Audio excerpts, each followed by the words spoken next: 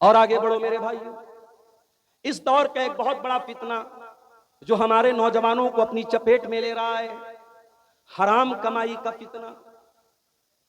एक नौजवान के पास 10,000 का मोबाइल है, पावरलूम चलाने वाला, छोटा मोटा बिजनेस करने वाला, मेहनत मजदूरी करने वाला नौजवान है। उसे शौक पैदा हुआ, मुझे 60-70 हजार का आईफोन लेना है। चादर उसकी छोटी है और पैर उसे पूरा फैलाना है। उसकी औकात और हैसियत से बड़ा उसका शौक है। इस शौक को पूरा करने के लिए वो ऑनलाइन सट्टेबाजी में मुब्तला हो जा रहा है। वो ड्रीम 11 पे जाके जुआ खेल रहा है, वो आईपीएल में सट्टा लगा रहा है, वो ऑनलाइन एप्स के जरिए हराम कमाई करके रातों रात अमीर बनना चाहता है। अब जाहिर है जब जुआ है तो जुए में तो दोनों चांस है। 1 लाख लगाया, 1 लाख का 2 लाख भी हो सकता है, 1 लाख का 0 भी हो सकता है। अब 1 लाख उसने लगाया कर्जे लेकर के, लोगों से उधार मांग करके, और ड्रीम 11 पे, किसी जुआ के ऐप पे, किसी सट्टे के ऐप पे लगा दिया उसने। पैसा डूब गया। अब कर्जदार उसके घर पे दौड़ रहे हैं, पैसा दे मेरा, और ये दरवाजे कुंडी लगा के घर में बैठा हुआ है। माँ बाप की इज्जत को खतरे में डाला। इसी मऊ की सरजमीन से मुझे दोस्तों ने बताया, बाज नौजवानों ने इसी जुए और सट्टेबाजी की लानत में गिरफ्तार होकर खुदकुशी कर ली, आत्महत्या कर ली, सुसाइड कर ली। मेरे नौजवानों, ऐसी हराम कमाई के चक्कर में अपने अपने घर वालों के सुकून को बर्बाद मत करो, अपनी जिंदगी को बर्बाद मत करो। प्रॉपर चैनल से पैसा कमाओ। इसी मुल्क में बड़े बड़े उद्योगपति हुए, बड़े बड़े ताजिर हुए। अभी एक बहुत बड़े हमारे मुल्क के उद्योगपति का इंतकाल हुआ, रतन टाटा, पारसी मजहब के मानने वाले थे। हमारे मुल्क में पारसी लोग बहुत छोटी तादाद में है, बड़ी छोटी कम्युनिटी है, मगर आज पारसी लोग बड़े पैसे वाले हैं। इसी मुल्क में जैन मजहब के मानने वाले बड़े थोड़े से हैं, मगर बहुत पैसे कमाने वाले लोग हैं। मेरे भाइयों, इस्लाम आपको माल कमाने से मना नहीं करता। खूब पैसे कमाओ, हलाल और प्रॉपर चैनल से, हलाल तरीके से पैसे कमाओ। हराम तरीके से पैसे कमाना इस दौर का बहुत बड़ा फितना है। और आप जब इंटरनेट चलाएंगे, जब मोबाइल चलाएंगे, बड़े बड़े फिल्म स्टार प्रचार करेंगे जुए का, बड़े बड़े सेलिब्रिटी प्रचार करेंगे हराम कारोबार का।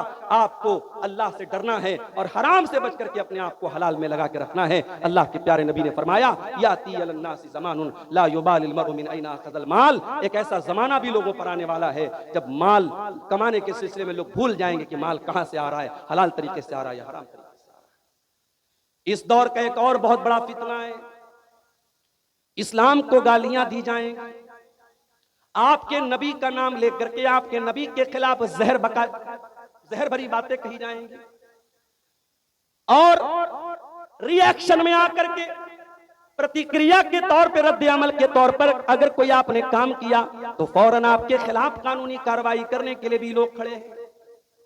मेरे प्यारे साथियों, एक ऐसे नाजुक दौर में जब खुलेआम हमारे नबी की तौहीन की जा रही है, मैं खुले लफ्जों में आपको एक पैगाम देना चाहता हूं। हमें कोई गाली दे दे, हमारे माँ बाप को कोई बुरा भला कह दे, हमारे ऊपर कीचड़ उछाल दे, ये हमारा जाती मामला है। लेकिन अगर कोई हमारे नबी के खिलाफ उल्टे सीधे जुमले बोल दे, और अगर अपने नबी के खिलाफ वो गंदे और घिनौने जुमले सुनने के बाद भी आपको अपने दिल में कोई हलचल महसूस ना हो, आपके दिल को कोई तकलीफ महसूस ना हो, आपको अपने दिलो दिमाग में कोई गुस्सा महसूस ना हो, तो मेरे भाइयों, इसका मतलब यह हुआ कि दिल के अंदर, सीने के अंदर ईमान कहीं ना कहीं मुर्दा हो रहा है। हमारी अपनी जाने, हमारे जानो माल, हमारे माँ बाप, हमारी इज्जतों कुर्बान है हमारे रसूल की नामूस के ऊपर। मेरे अजीज, हम इससे समझौता नहीं कर सकते। हमारे नबी को बुरा भला कहा जाए, हम इसे गवारा नहीं कर सकते। यह मैसेज दुनिया तक जाना चाहिए, यह मैसेज हुकूमतों तक जाना चाहिए कि हमें तुमने कहा, हमने गवारा कर लिया, हमारे नबी के खिलाफ बोलोगे और ये सोचोगे कि हम बर्दाश्त कर लें, ये नहीं हो सकता। हाँ, हम कानून तोड़ने वालों में से नहीं हैं, हम अराजकता फैलाने वालों में से नहीं हैं, हम फसाद करने वालों में से नहीं हैं, मगर हाँ, हमारा ईमान यह है, अन्नबिय्यु औला बिल मोमिनीन मिन अनफुसिहिम, हमारे नबी हमें अपनी जान से ज्यादा प्यारे हैं। तुम हमें गालियां दे दो, हम गवारा कर लेंगे, लेकिन हम अपनी जानें कुर्बान करने के लिए तैयार हैं अपने रसूल की नामूस पर। मेरे अजीजों, मेरे साथियों, इस दौर का एक बहुत बड़ा फितना यह भी है कि आपके नबी को, आपके दीन को, आपके कुरान को मुख्तलिफ तरीकों से तौहीन की जाएगी, बुरा भला कहा जाएगा। इस ऐसे दौर में आपकी जिम्मेदारी क्या बनती है? आपकी दो बड़ी बड़ी जिम्मेदारी है। एक तो यह है कि आप दुनिया के सामने कुरान का सही इंट्रोडक्शन पेश करें, आप दुनिया के सामने नबी की सही सीरत पेश करें। ये नबी को गाली बकने वाले, ये कुरान को जलाने वाले, इन्होंने कुरान पढ़ा होता तो कभी कुरान को न जलाया होता। मेरे नबी के खिलाफ जहर बकने वालों ने अगर वाकई में मेरे नबी की सीरत को पढ़ा होता तो जैसे महात्मा गांधी ने मेरे नबी की शान में कसीदे पढ़े हैं, जैसे दुनिया के बड़े बड़े लीडरों ने मेरे नबी की शान में कसीदे पढ़े हैं, इन दुश्मनों ने भी पढ़े होते। मसला यही है मेरे भाइयों, इन्होंने नबी को पढ़ा नहीं, इन्होंने नबी को जाना नहीं, और हमने कभी नबी की शान को दुनिया के सामने सही तरीके से बयान नहीं किया। एक काम तो हमें यह करना है, इस्लाम को, कुरान को, नबी को इंट्रोड्यूस कराना है, और दूसरा काम यह करना है कि एक कौम की हैसियत से, एक कम्युनिटी की हैसियत से हमें अपने आप को अपने नबी के नक्शे कदम पे चल के दिखाना है। अपने नबी का किरदार, आप कारोबार भी करें, आप बिजनेस भी करें, आप नौकरी भी करें, आप दुनिया के किसी भी कोने में चले जाएं, आपका रहन सहन, आपकी बोलचाल, आपकी गुफ्तगू, आपका कैरेक्टर ये बताए कि मोहम्मद रसूलुल्लाह के मानने वाले हैं, ये इस्लाम के मानने वाले हैं। दूसरों को तकलीफ देना और दूसरों की राह में रोड़े अटकाना, ये मेरे नबी की शान और मेरे नबी का तरीका नहीं है। इससे पहले कि मैं बात आगे बढ़ाऊं, हमारे कुछ अहबाब बनारस से आए हुए हैं। मैं बनारस में भी हाल ही में एक प्रोग्राम हुआ था आजाद पार्क में, वहां भी मैंने ऐलान किया था कि बनारस में एक मस्जिद की जमीन खरीदी जा रही है। बड़ा अमाउंट है, 70-75 लाख का अमाउंट है। वो लोग बेचारे परेशान हैं, वो इलाका कमजोर लोगों का इलाका है। वो ताउन के लिए हमारे वो भाई आए हैं, शायद पीछे के उन्होंने स्टॉल लगाया भी, यहाँ पे एक हाजी साहब वहाँ के थे। आप हजरात आए हैं, जो भी ताउन हो सके उनका करते हुए जाएं। अल्लाह आप सबको इसकी तौफीक अता फरमाए। मेरे अजीजों, आज फितनों के इस दौर में हमारी एक बहुत बड़ी जिम्मेदारी ये भी है कि हम अपने बच्चों की और अपने खवातीन की और अपने घर की लड़कियों की हम सही तरबियत करें।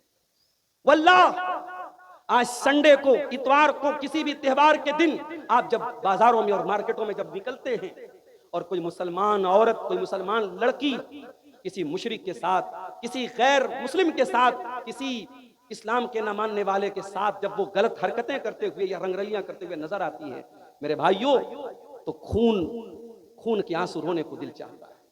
गमो गुस्से की एक कैफियत दौड़ जाती है कि हमारी कौम कहां पहुंच गई। मेरे भाइयों, इस्लामी तारीख में यह दौर कभी नहीं देखा गया। हमारी तारीख तो बड़ी रोशन रही है। सलाहुद्दीन अय्यूबी के फौजियों को यहूदियों की लड़कियों ने नंगे होकर और अपने जिस्म को बरहना करके उन्हें खरीदने की कोशिश की, उन्हें इस्लाम से बरगश्ता करने की कोशिश की, मगर सलाहुद्दीन अय्यूबी के जो फौजी थे वो तैयार नहीं हुए। उन्होंने इस्लाम को और ईमान का रास्ता नहीं छोड़ा। हमारी तारीख तो बड़े पाक दामन और पाकबाज लोगों की तारीख रही है। मेरे भाई, अभी शेख जुनैद मक्की साहब ने वाकया बयान किया। हजरत मरसद रजी अल्लाह तआला अन्हु सहाबी रसूल हैं, जा रहे रास्ते में और उनकी दौरे जाहिलियत की एक महबूबा है, जिससे दौरे जाहिलियत में उनका ताल्लुक था, कनेक्शन था, उनसे उनका रिलेशनशिप थी। उस औरत ने इनको देखा और अपने पास बुलाने की कोशिश की, गुनाह की दावत देने की कोशिश की।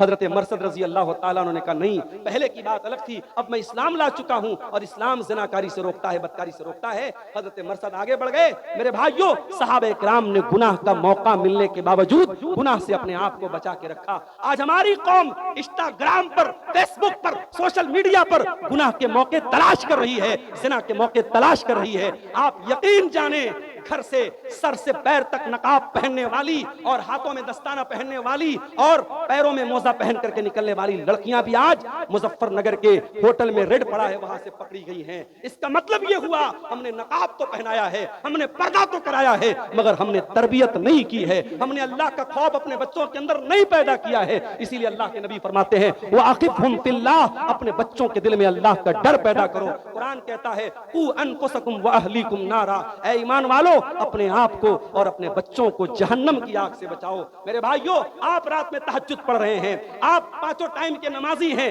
लेकिन अगर आपके बेटे, आपकी बेटियां, आपका पूरा घराना अगर दीन से दूर है, हया से दूर है, गैरत से दूर है, तो मेरे भाइयों, अल्लाह के यहाँ आपकी गर्दन नहीं बच पाएगी। अल्लाह पूछेगा, तू एक बाप था, तूने अपनी बेटी को क्यों नहीं रोका बेहयाई से, अपने बेटे को क्यों नहीं रोका बदकारी से। बाप और माँ के कंधे पर बहुत बड़ी जिम्मेदारी है। फितनों के इस दौर में एक माँ को अपनी जिम्मेदारी महसूस करनी पड़ेगी, एक बाप को अपनी जिम्मेदारी महसूस करनी पड़ेगी।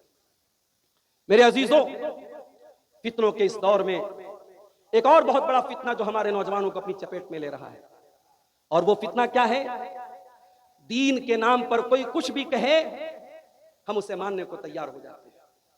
पहले यूट्यूब का दौर नहीं था, पहले फेसबुक का दौर नहीं था, तो लोग उलमा से जुड़े रहते थे, अपने मोहल्ले की मस्जिद के इमाम साहब से पूछते थे, उनकी तकरीरों को सुनते थे, आज हमारे पास गूगल आ गया, यूट्यूब आ गया, अब हमें किसी आलिम से पूछने की जरूरत नहीं है, हम गूगल से पूछेंगे ये हलाल है कि हराम है, ये जायज है कि ना जायज। जब हमने इंटरनेट को आलिम बना दिया, हमने गूगल और यूट्यूब को मुफ्ती बना दिया, रिजल्ट ये निकला, नतीजा ये निकला कि आज हमारी सफों में हदीस का इनकार करने वाले भी पैदा हो गए, हमारी सफों में अज़ाब कब्र का इनकार करने वाले भी पैदा हो गए, हमारी सफों में इसी बिहार की सरजमीन पे दरभंगा से एक इंसान पैदा हुआ जिसका नाम शकील बिन हनीफ है। उसने कहा कि मैं ईसा अलैहिस्सलाम हूं, मैं वो मेहदी हूं जिसकी पेशिनगोई अल्लाह के नबी ने की है। और अच्छे खासे पढ़े लिखे लोग उसके झांसे में आ गए। अभी मेरे पास भदोई, बनारस से तकरीबन 50 किलोमीटर दूर जगह है भदोई से मेरे पास कॉल आया, वहां के कई नौजवान इस फितने में पड़ गए। मेरे अजीजों, ये इस दौर का बहुत बड़ा फितना है। अपने उलमा को पहचानो, उलमाए रब्बानी को पहचानो, कुरान और सुन्नत बयान करने वाले उलमा को पहचानो और दीन को उनसे हासिल करो। जाहिलों को यह हक न दो कि वो तुम्हें फतवे बयान करें। जो कुरान और हदीस का इल्म नहीं रखते उन्हें मुफ्ती का दर्जा न दो, उन्हें आलिम का दर्जा न दो, उनसे दीन न सीखो। अल्लाह के प्यारे हबीब ने फरमाया कि एक ऐसा जमाना भी आएगा जब दुनिया से अल्लाह उलमा को उठा लेगा। और मैं तो ऐसी बस्ती में बैठा हूँ, अल्लाह अकबर, मुबारकपुर की वो बस्ती है जहां अरब अजम से लोग आते थे। यही शेखुल हदीस अल्लामा साहिब तोहफा अल्लामा अब्दुर्रहमान मुबारकपुरी रहमहुल्लाह, इसी मुबारकपुर की सरजमीन पर हमारे शेखुल हदीस साहिब मिरात अल्लामा उबैदुल्लाह मुबारकपुरी, ये वो हस्तियां थी जिनके इल्म का लोहा अरब अजम ने माना, जिनसे हदीस की सनत लेने उस जमाने में भी लोग आते थे। और आज भी हमारे शेख अब्दुर्रहमान हफिज़हुल्लाह, अल्लाह उनकी हयात में बरकत दे, उनको सेहत अता फरमाए, आज भी लोग उनसे सनद लेने के लिए बड़े दूर दराज से आते हैं। ये उलमा की सरजमीन है मेरे भाई, ये उलमा की बड़ी इल्मी सरजमीन है। जब आप एक इल्मी सरजमीन से और उलमा की सरजमीन से ताल्लुक रखते हैं तो आपकी जिम्मेदारी ज्यादा बड़ी है, आपकी जिम्मेदारी ज्यादा बड़ी है, आपकी रिस्पांसिबिलिटी ज्यादा बड़ी है। ये साल में कोई जलसा करा लेना, कोई भीड़ इकट्ठा कर लेना, ये कोई बहुत बड़ा कमाल नहीं है। आपकी जिंदगी से, आपके आदात व अतवार से, आपकी बोलचाल से, आपके रहन सहन से वो इल्म, वो तकवा, वो दीनदारी झलकनी चाहिए जो सरजमीन मुबारकपुर की खासियत है। मेरे अजीजों, अल्लाह के नबी ने फरमाया जब उलमा दुनिया से चले जाएंगे लोग जाहिलों को अपना सरदार बना लेंगे, और जब जाहिलों को सरदार बना लेंगे तो क्या होगा, जाहिल मुफ्ती बन जाएंगे और फज़ल्लू व अज़ल्लू, खुद भी गुमराह होंगे और दूसरों को भी गुमराह करेंगे। एक और बात बयान करके बात खत्म करूंगा। ये फितनों का दौर है मेरे भाई, और फितनों के इस दौर में एक बहुत बड़ी मजबूत चीज हमारे पास मौजूद है, अल्लाह की किताब कुरान मजीद। कभी गौर करना कि आखिरी बार आपने कुरान को कब पढ़ा। मेरे नौजवानों, अपने यूट्यूब की जरा हिस्ट्री उठा के देखो कि आखिरी बार आपने कुरान कब सुना था। कुरान अल्लाह का कलाम है, और ये सिर्फ कोई बरकत की किताब नहीं है, कोई पढ़ के फूंक करके दम करने की किताब नहीं है। ये कुरान शिफा है दिलों की, ये कुरान हिदायत की किताब है। ये कुरान आप इस कुरान को कायदे से तर्जमा और माना और मतलब के साथ पढ़ें, वल्लाहिल अज़ीम, आपके दिल से माल की मोहब्बत कम हो जाएगी, आपके दिल से दुनिया की मोहब्बत कम हो जाएगी, आपके दिल में अल्लाह का डर और अल्लाह का खौफ पैदा हो जाएगा। मगर अफसोस, मोबाइल 1 घंटे के लिए डिस्चार्ज हो जाए हम बेचैन हो जाते हैं। व्हाट्सएप पर एक घंटे के लिए नेट पैक बंद हो जाए, रिचार्ज खत्म हो जाए, हम बेचैन हो जाते हैं कि पता नहीं किसका मैसेज आया होगा, किसकी कॉल आई होगी। ये कुरान अल्लाह की आखिरी कॉल है, ये कुरान अल्लाह का आखिरी पैगाम है। इस कुरान को हम पढ़ते नहीं, इस कुरान पर गौर नहीं करते। और अल्लाह कुरान में कहता है अफला यतदब्बरूनल कुरान अम अला कुलूबिन अक़फ़ालुहा, कि मेरे बंदो, जब तुम कुरान पर गौर नहीं करोगे और कुरान पर तदब्बुर नहीं करोगे तो तुम्हारे दिल लॉक हो जाएंगे, तुम्हारे दिलों पर ताले पड़ जाएंगे। और आज हमारे दिलों पर यकीनन ताले पड़ चुके हैं मेरे भाइयों, ये दिल लॉक हो चुके हैं, ये दिल पत्थर हो चुके हैं, ये दिल सख्त हो चुके हैं। कुरान की आयतें पढ़ी जा रही हैं, 2-2 घंटा तकरीरें हो रही हैं, रात में तकरीर सुनी, सुबह को जिंदगी नॉर्मल गुजर रही है, हमारी जिंदगी में कोई फर्क नहीं आ रहा है। मेरे भाइयों, दिल के इस ताले को खोलो, दिल की सख्ती को दूर करो, कुरान से अपना नाता जोड़ो। रोजाना जितनी भी आपके अंदर ताकत है, 15 मिनट, 10 मिनट, आधा घंटा कुरान की तिलावत के लिए टाइम निकालो। कुरान की कोई मुस्तनद और ऑथेंटिक तफसीर खरीद करके उसका मुताला करो, कुरान को टाइम दो।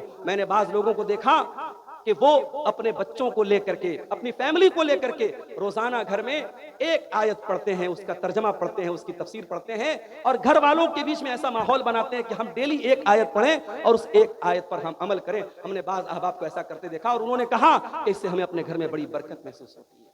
मेरे भाइयों, आज हमारी मस्जिदों में, अक्सर मस्जिदों में, हमारे अहले हदीसों की मस्जिदों में तो चलो अल्हम्दुलिल्लाह औरतों का इंतजाम है, हमारे दूसरे मसलक के भाइयों के यहाँ औरतों का कोई इंतजाम नहीं होता है। और मुझे बड़े अफसोस के साथ कहना पड़ता है, आज मुस्लिम पर्सनल लॉ बोर्ड भी ये कह रही है और दूसरे मसलब के बड़े बड़े उलमा भी कह रहे हैं कि अब औरतों का इंतजाम भी मस्जिद में होना चाहिए। पहले के दौर की बात अलग थी, आज हमारी औरतों को गुमराह करने के लिए, भटकाने के लिए इंस्टाग्राम मौजूद है, फेसबुक मौजूद है, सोशल मीडिया मौजूद है। उन्हें दीन से जोड़ने का कोई प्लेटफॉर्म नहीं है। साल में एक घंटे की 2 घंटे की तकरीर से आपकी औरतों की इस्लाह नहीं होगी। अपने घरों में ऐसा माहौल पैदा करो मेरे भाइयों, घरों में कुरान सुन्नत के दुरूस हों, घरों में कुरान हदीस पढ़ा जाए, आपके घर की औरतें कुरान हदीस को सुने, मसले मसाइल को जाने, सही गलत को जाने। इससे भी इंशाअल्लाह घर के माहौल में बहुत फर्क आएगा। अल्लाह के प्यारे नबी फरमाते हैं कि अपने घर वालों की तरबियत के लिए अगर लाठी भी उठाना पड़े, वाला तरफा आसा कान हुमा दबा, अगर मारना भी पड़े तो मारने से मत चूको। बच्चों से प्यार अपनी जगह है, बच्चों की तरबियत अपनी जगह है। जहां प्यार की जगह है वहां प्यार होना चाहिए, जहां मारने की जगह है वहां आप सख्ती भी कीजिए। मेरे अजीजों, फितनों के इस दौर में